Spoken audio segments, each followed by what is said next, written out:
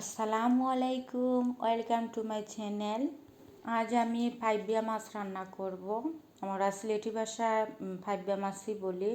তো সাতকরা দিয়ে, সিলেটি ভাষায় বলে হাতখরা। তো আমি আর বললাম না, আপনারা হাসবেন। তো সাতকরা দিয়ে আমি ওই রান্না করব ফাইবিয়া মাছের ঝোল। আশা করি সবার অনেক বেশি ভালো লাগবে। আমি আর এত স্পেশাল করে দেখাবো না, আমরা যেরকম খাই ঠিক সেরকমই রান্না করে আপনাদের সাথে শেয়ার করব।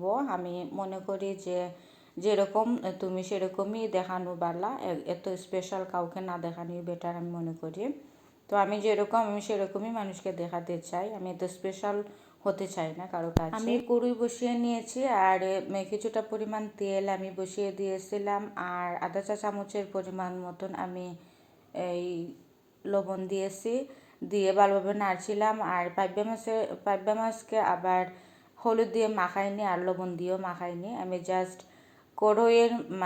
কড়াইয়ের মধ্যে তেল দিয়েছি আর দিয়ে লবণ দিয়ে দিয়েছিলাম, যাতে খুব সহজেই মাছটা তোলা যায়। আর পাবিয়া মাছ আপনারা একটা জিনিস ফলো করে দেখবেন, ফ্রিজে রাখলে কিন্তু পাবিয়া মাছ একদম নরম হয়ে যায়। তো 2-4 দিন ছিল ফ্রিজে, তো বের করে আমি বিরান করে নিলাম, ভেজে নিয়েছি। তো যে সাতকরাটাও ভেজে নিচ্ছিলাম, ছোটো ছোটো পিস করেছিলাম। তো সাতকরাও আমি ভেজে নিচ্ছিলাম। তো ভেজে আবার আমি রান্নাটা বসিয়ে দেব।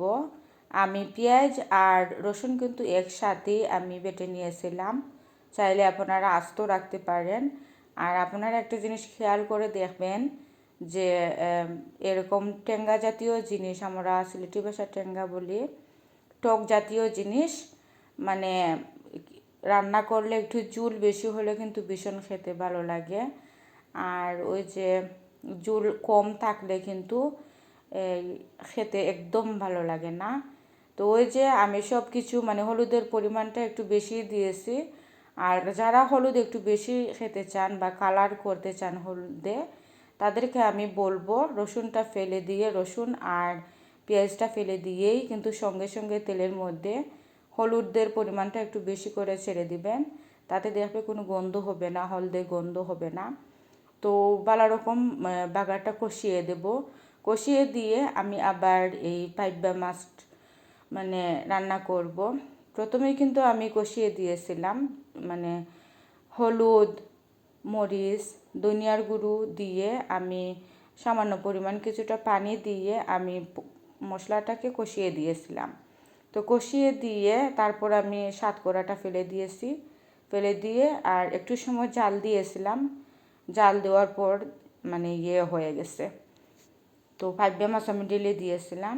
তো ঢেলে দেওয়ার পর আমি একটু ঝোল বেশি রেখেছি, আপনারা চাইলে হয়তো কম, যারা খেতে চান কম খেতে পারেন, আর যারা বেশি খেতে চান বেশি ঝোল দেবেন পরিমাণটা। তো ওই যে আমার বিদ্যুৎ চলে গিয়েছিল আর ভিডিওটা তেমন করতে পারিনি। তো যেরকম সম্ভব আমি সেরকমই করছিলাম। ভিডিওটা কেমন লাগলো আপনাদের চাইলে কমেন্ট